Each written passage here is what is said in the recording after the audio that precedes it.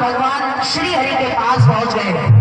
कहा प्रभु मेरी सहायता कीजिए, अगर ये जालंधर नहीं मरा तो इस पृथ्वी के लिए संकट हो जाएगा।